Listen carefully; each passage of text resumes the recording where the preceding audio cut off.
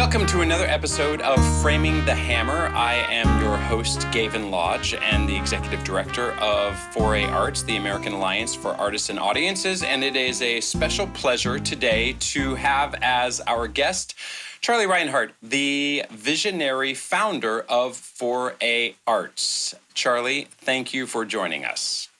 Mon pleasure. So is there anything that comes to mind when I say, what childhood moment, cultural experience set you on the path that you followed? Second grade, Jefferson School in Summit, New Jersey. Our teacher taught us what she referred to as the Indian rain dance. And after we learned it, she said, next Friday, we're going to do it outside on the grass for the grown-ups and the other classes. And it was a beautiful afternoon, not a cloud in the sky. And there we are doing our toe heel in a circle. And all of a sudden I notice that cloud on the horizon. And that cloud gets right over us and starts to drizzle all over us. And I remember thinking, this dancing is powerful stuff. That was it. That was my life right there. I mean, I suppose I think of these moments for people that inspire them as being magical, but that sounds, well, that's another level for sure. Well, the impact of that never left me. And did that inspire you to do any more dancing? Well, in this fourth grade, the sixth grade was doing the opera Aida, and they came to the fourth grade looking for 4 boys to dance the slave dance. So I got picked for that. And as a result, after the performances ended, that weekend they took us to the 1939 New York World's Fair. And there I saw the wonders of the world that were going to come down the lane, like television and the new highway systems and et cetera. So I thought, wow, dancing did this again, didn't it? So that was reaffirmed my second grade. That's, I guess we could have an entire, let's schedule another podcast to talk about the 1939 World's Fair. How amazing that you got to see that too. Did you go back to was it 64 that was also in Queens? Yes, I saw that one too. Yeah, that was terrific. There was great dancing there. Amazing. Especially in the Spanish Pavilion. I'll never forget it, the flamenco. Yeah. So dance has always had a real impact in your life. I mean, for context for our listeners, Charlie worked for a very long time, and hopefully you'll tell us about it, with the American Dance Festival in North Carolina. But dance has just always been your language, hasn't it? Well, I never thought about it. I just felt it. And it's always been my language. And I have a great regret. As a senior in high school, they asked me to count the votes for that they do, best looking, best this, best that. So I counted all the votes, and I didn't vote for myself. And I lost best dancer 5 votes to 4. Oh, no. I've never forgotten that. Let that be a lesson. That's exactly right. Stand up for yourself. Yeah, you may think sometimes, I'm so humble that I'm not going to vote for myself. No, forget about it. It's almost like, how can somebody else love you if you don't love yourself? Well, why should somebody else vote for you if you don't have the confidence to vote for yourself? So, wise words. I'm glad I made the mistake then and not recently. So can you tell us, bringing it back to modern day and talking about 4A Arts, what was the inspiration for you to found 4A Arts? Can you share that? Yes, when I was a child, I was very aware of my parents, my grandparents being old people. And they went to old people homes, and they weren't treated very well. And then all of a sudden, this organization, which started out as a teachers organization, AARP, came into being. And now I can ride the buses, half fare, et cetera, and I'm a senior. I'm no longer an old person, right? So to me, in our country, the United States of America, the arts and arts education are so powerful and so important, but they've never been appreciated or been made aware of their effect on our society and our individual lives. So I tried to get other existing organizations to do this, and they said no. So after I retired from the ADF, the American Dance Festival, I started 4A on the hopes of achieving a membership of 40, 50 million people, since half our population is involved in the arts in one way or another, to become members. And then we can change the whole social, political view of the arts in our country and get that elevator to go from the basement to the top floor. I mean, there aren't many countries in the world that don't have a minister of culture in the arts, for example. We're one of the very, very few, and which is indicative of how we view it. Now, to me, this is a cause, and the whole purpose of 4A is making people aware of this. And by creating this website where artists and arts organizations can put up their activities on the website free, is the first step in the beginning to develop our 4-step pattern of how to achieve our goal. That makes perfect sense. Why do you something that struck me as you were speaking there, why do you think that other organizations said no to your idea? It's interesting. The things that are important in our lives today and count both socially and politically didn't really count 50 years ago, did they? So all the effort, all these people put into making these causes and their mission, making people aware of them, took a while, didn't it? I would say so, yeah. Yeah, so that's what we need to do. And I think once this awareness begins to happen, they're going to go, oh my God, of course.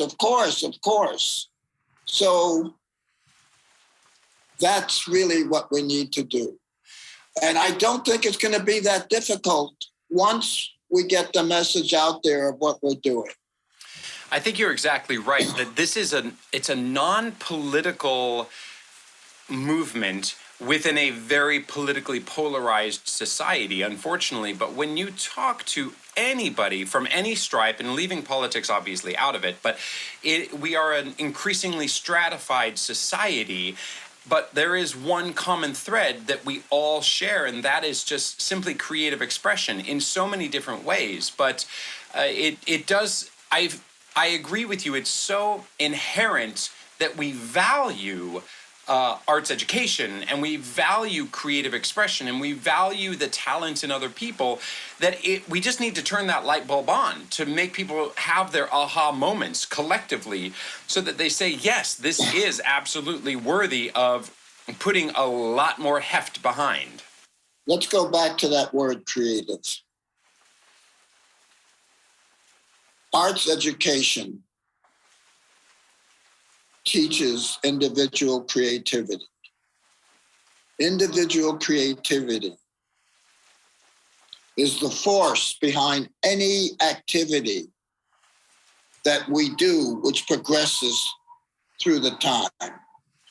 So no matter what direction you go into, take those 50% of people who they say are not involved in the arts, even though they are. Once you make a selection of what shirt goes with what pants, you made an artistic decision, right? Absolutely. Everyone is an artist every Yeah. single day of their lives.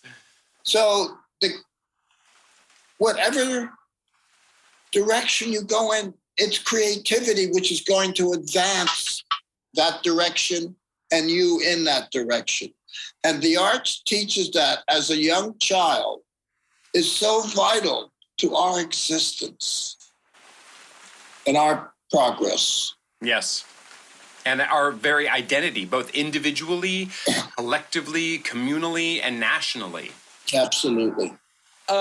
You might have already answered this, but I guess I'm curious, where was the moment in your career that made you say this niche needs to be filled? You talked about thinking about the support that AARP has given you as a senior and that probably your parents and grandparents lacked, but was there a moment where, for instance, you were organizing something with the dance festival and you thought, wait a minute, why isn't, like, I can't get done what I need to get done right now. Why isn't there somebody else out there doing it? For me personally, this mission was not a stroke of lightning. It just kind of grew through the decades as I was dealing with all the kinds of problems that we're all dealing with within the arts and trying to find the great artists, trying to find the audience for them, etc. And it just evolved into that. And after I retired at the ADF in 2011, and after having gone through some real health issues at the same time, this thought burst like a cloud. Or, no, not like a cloud. It burst like lightning. Uh-huh. And I realized, what can I do? So that was it, really. Uh-huh. A long simmering frustration with the entire system for a really long time, but Yeah. If that lightning bolt had come a few decades ago, what do you think you would have liked to see accomplished? I mean, part of that is right along lines with your vision for where you hope 4A's goes, but if you had come up with it a couple of decades ago, what changes would you have liked to see within the time that you were still at the ADF? I mean, changes in our view of the arts in our country. That, but yes, and I guess also how might it have affected your time at ADF?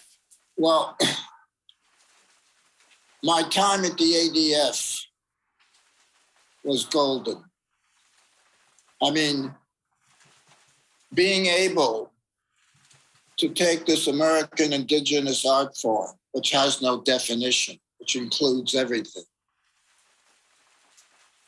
and look at it as a world evolving art form and helping those great choreographers around the world and in our country get seen and help promote their careers.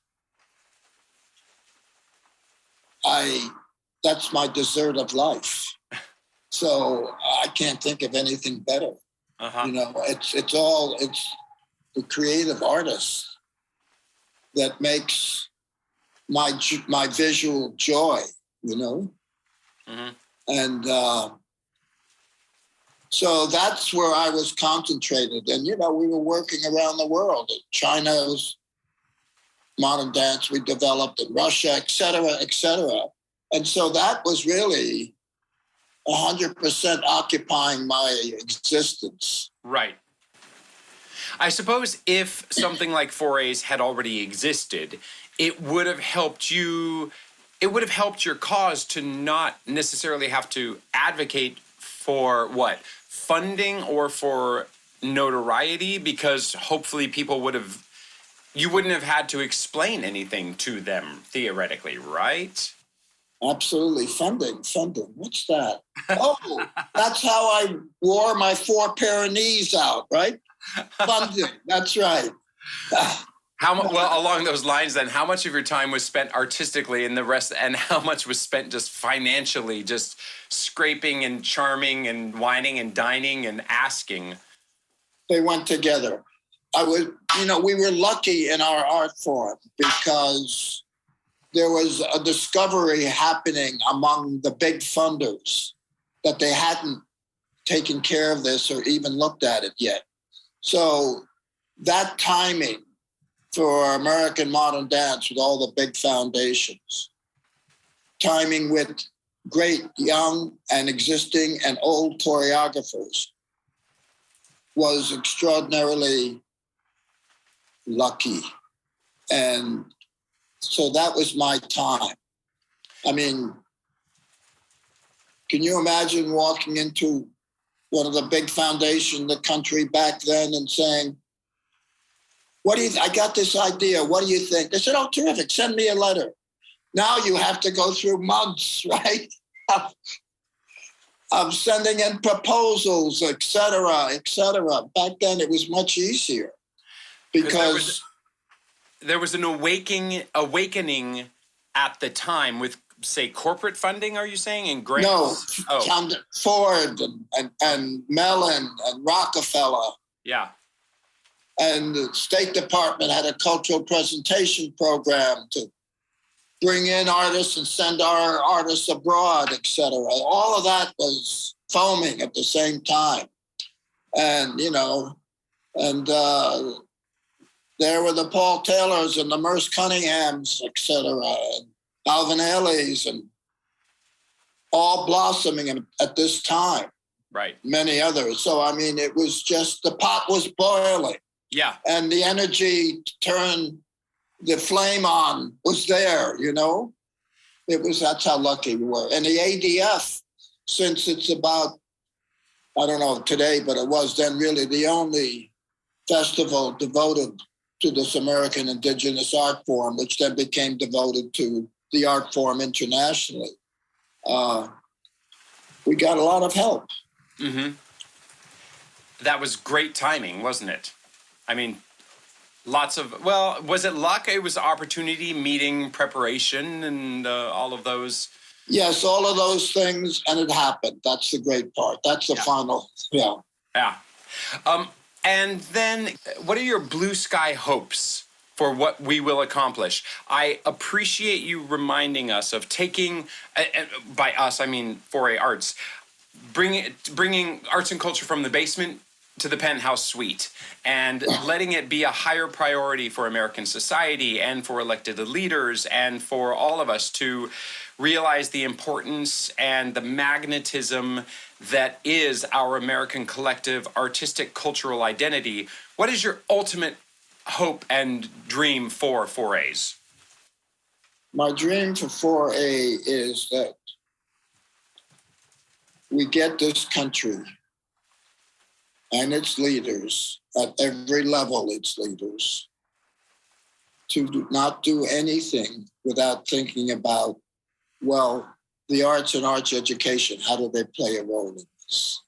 That's the goal. And right now, that's not happening. I love that. Making it a systemic consideration. Before you make other choices, you think about the ramifications or the value or the how do we incorporate arts and make that almost like a foregone conclusion that you always consider arts in further decision making. That's it. That's it. So can you say, is there a bit of artistic experience that you've recently had that was that has stayed with you? Yes. I consider, and this is very personal, the most astonishing choreographer of the 21st century so far to be Shen Wei, who was born in China and grew up in China, and at age 9 was sent to at an academy where he learned the traditional performing arts of China. He became a member of our project of the Guangdong Dance Academy, an ADF Guangdong, introducing modern dance into China. He is the kind of artist who is multiple artists. His paintings are extraordinary. His filmmaking is extraordinary, etc., right? And then he came to this country, not speaking a word of English when he arrived. And we brought him to the ADF, and he made a work for us. And the students who made the work on became his company. And then he traveled all around the world. In fact, millions, if not billions, saw his opening work at the 1998 Olympics in China. He did the opening dance part. Got it. Yep. And then he was traveled all around the world with his company, huge acceptance. And he just got the Scripps ADF award of $50,000, which goes to a choreographer over 50 years old for their lifetime achievement. And that list starts with Martha Graham, etc. And to see his art, which is like he took everything that went into him from China and the rest of the world, the East and the West, dissected it to its basic, and then created a new path in his choreographic work, which takes my breath away. And to have that experience still at my age, it really is rare, except when I see Shen Wei's work.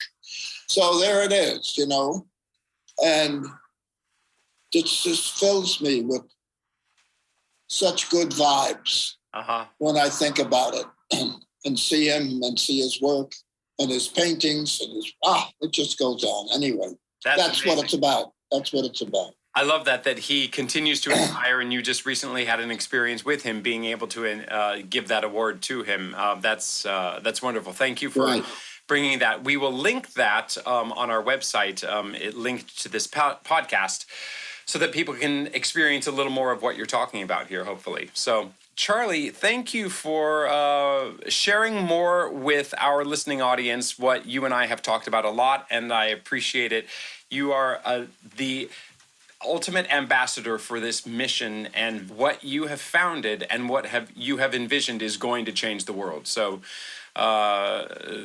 thank you for taking some time out of your day and chatting with us. Well, and that hammer behind you? Yes. We're going to use it.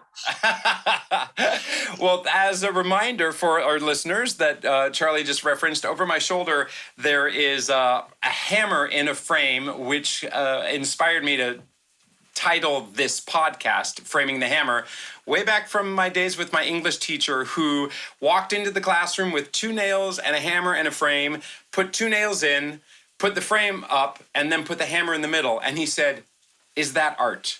And it was a life-changing experience for me to discuss what is art. And it's obviously many subjective interpretations. But yes, we'll use that hammer to break the system and reconstruct it and make it all art. Terrific. Thank you, Charlie. Thank you. Talk to you soon. Thanks, Gavin. Take care of yourself.